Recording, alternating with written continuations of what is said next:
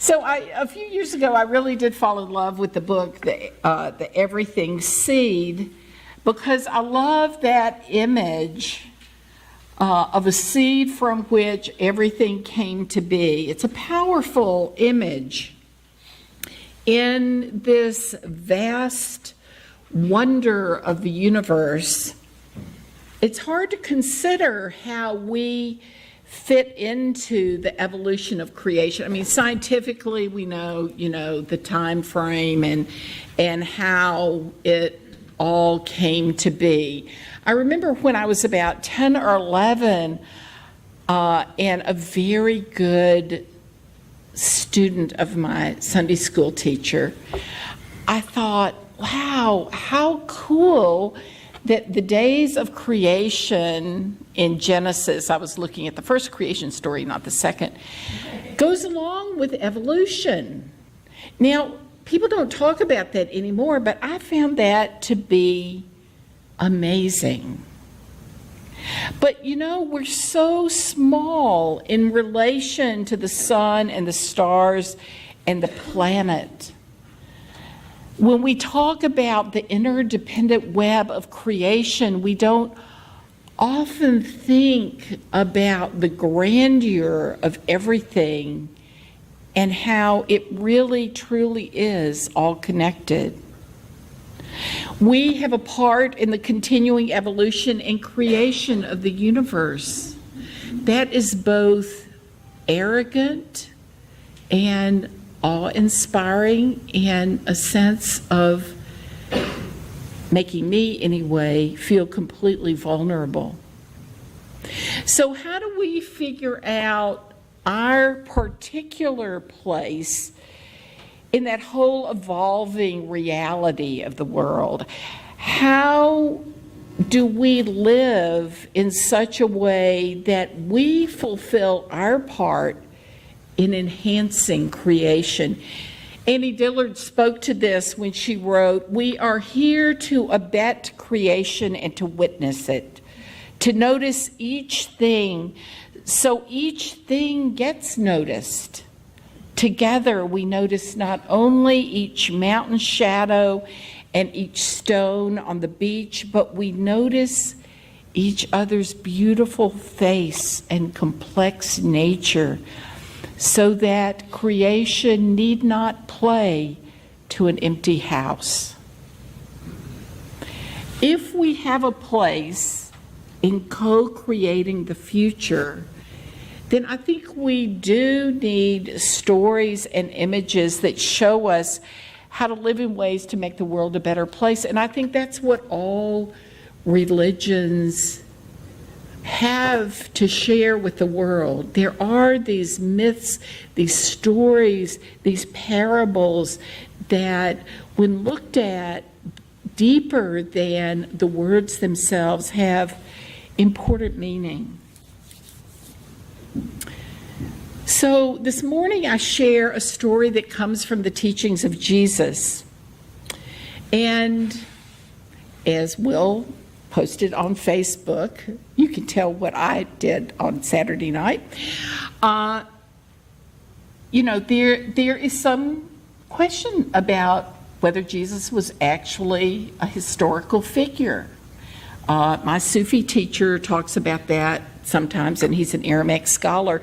However, the reality is that the teachings of Jesus have much to teach the world, Jesus or whomever.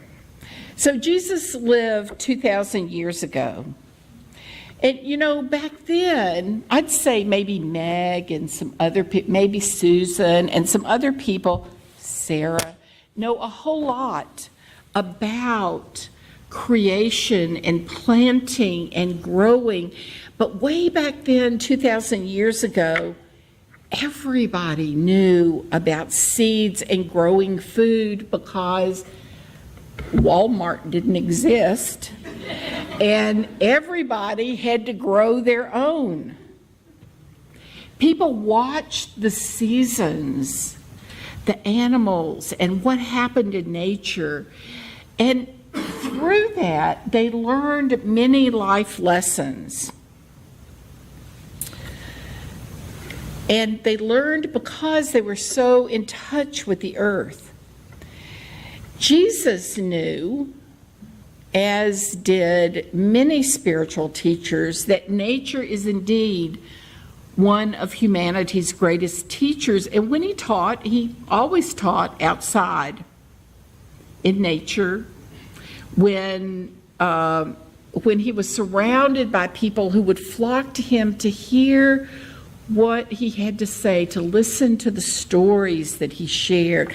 So there's a story in Matthew 13 about seeds, Matthew 13 in the Christian scriptures, and it's also found in the Gospels of Mark and Luke.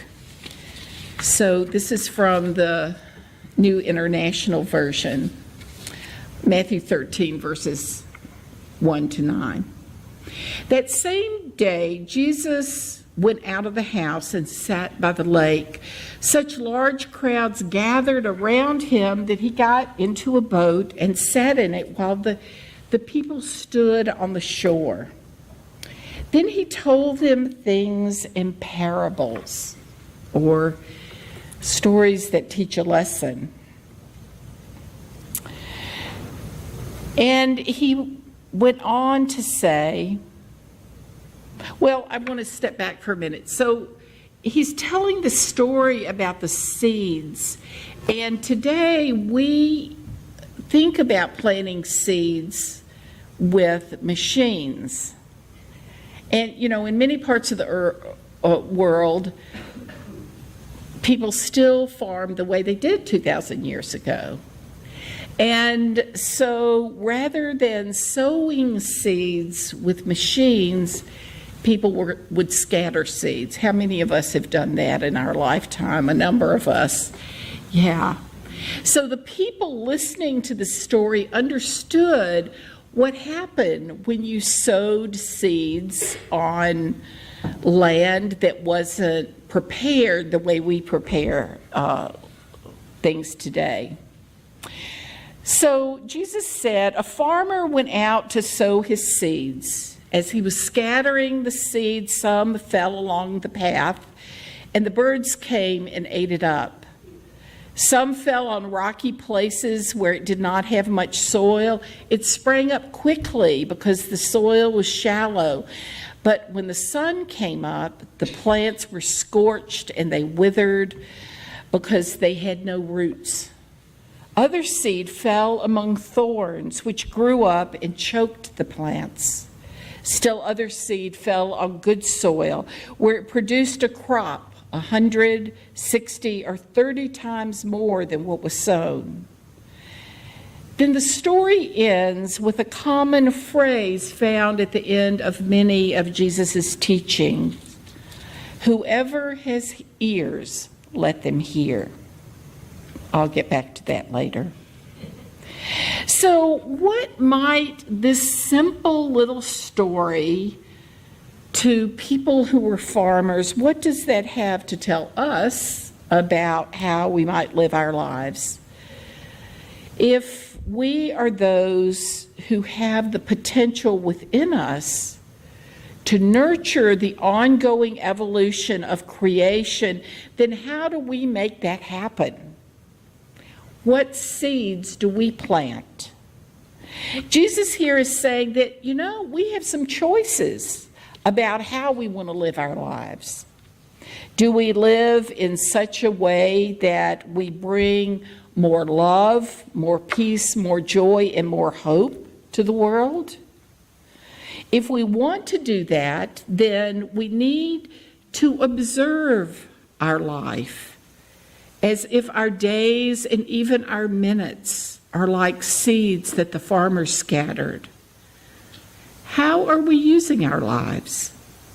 We know that we all do things without thinking, and our lives get scattered and eaten up by anything that flies by, the next shiny object or distraction.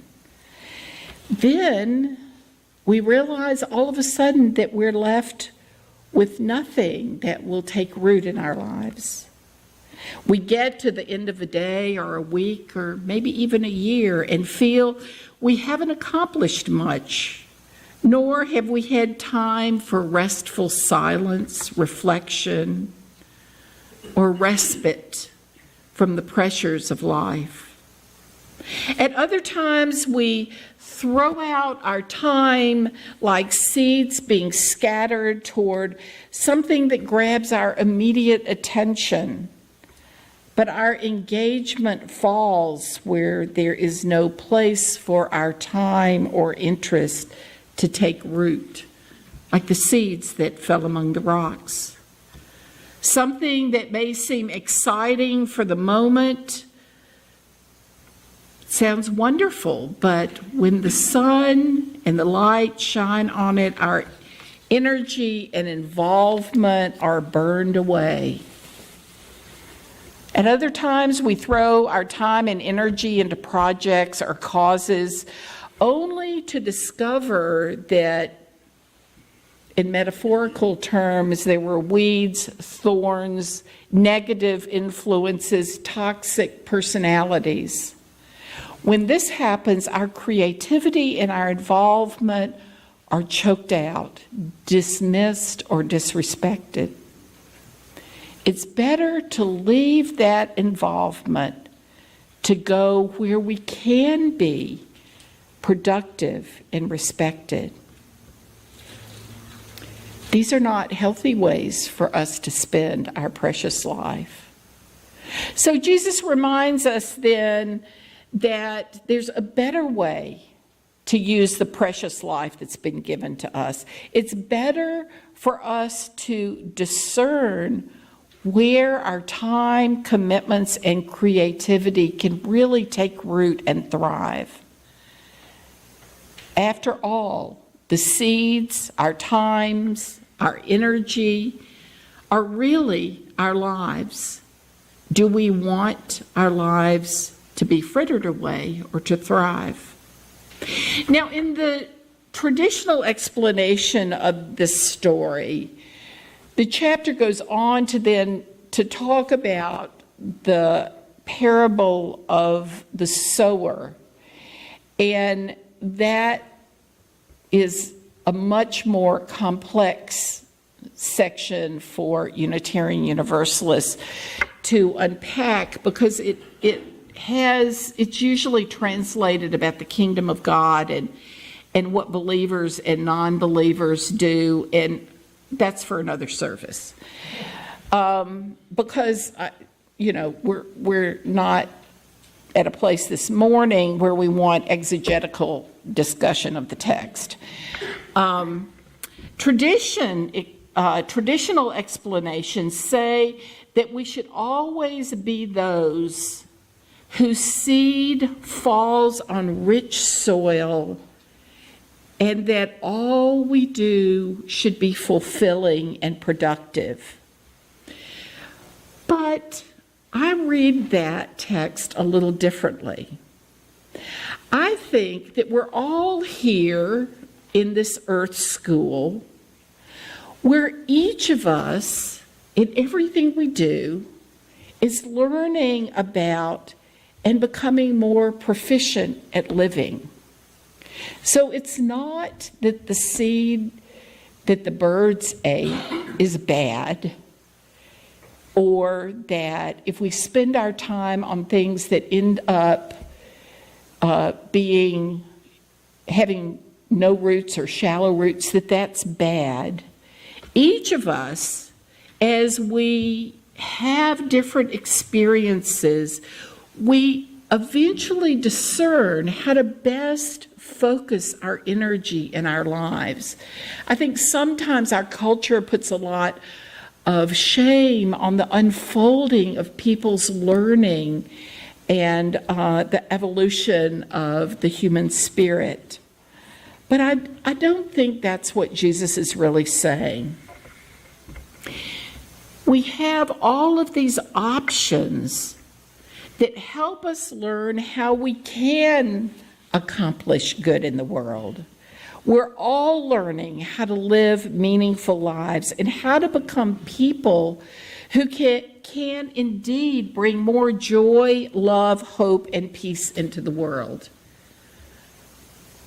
And I imagine that each of us has at some point given our interest and enthusiasm to projects or causes that seemed good and wholesome at the time, but then at some point we realized that, no, this is not going to take me where I need to go. And that's part of our learning. And actually, that's a good thing, to have experienced something and say, oh, this isn't where I am right now. I need to let go of this commitment or this project. We all need to question the real priorities and goals of a cause that seemed to be something we wanted to give our time and energy to. We need to decide whether we want to continue to spend the life we have on what may not ultimately serve the highest good or the evolving of creation. Growing in understanding of what is meaningful and of service of others helps us shift from sort of scattering our lives to the wind or giving our lives to things that have little meaning, so that we can choose to be more intentional and use our lives to make more of a difference in the world. And, sometimes I go back to that little think premise when we can ask ourselves, when we're working on projects or doing certain things, we can ask, is it true? Is it helpful? Is it inspiring? Is it necessary? Is it kind? If our words and actions don't offer positive responses to those questions, then perhaps it's better to step back and turn our hearts and minds to that which will take root in our hearts and lives, so that we can make a difference in the lives of others. We all know stories of people who have had a vision of making the world a better place. Last week, we celebrated the life of Dr. Martin Luther King Jr. Another person was Wangari Maathai, who believed in planting trees to transform the landscape of her homeland, Kenya, that the trees had all been chopped down, and she had this vision, and others joined her, and slowly, steadily, over years, with harassment in the early years, the landscape of Kenya was transformed. Her vision became other people's visions too. Now what is called the Greenbelt movement has planted 51 million trees. She had a vision that was greater than herself, and she worked for the good of the earth and the good of people. Our visions and our work may not produce such huge results, but we're still called to do our part, to do what we can to create a more loving, hopeful, peaceful, and joyful world. We need to let the visionary seeds we hold in our hearts and minds take root.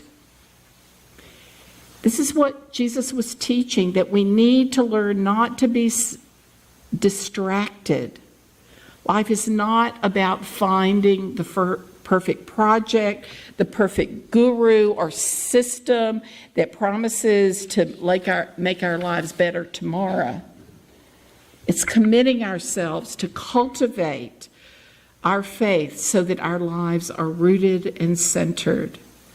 To be fruitful, each of us needs the good soil of ethics and values, a vision, and a foundation of friends, family, community, and meaningful work.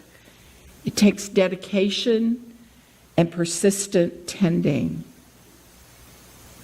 when we focus on what we can do to make a difference, when we put down our roots and continue to work to manifest our vision, then the earth and our lives can be transformed. So at the very end, Jesus leaves us with a reminder saying, "Whoever has ears, let them hear."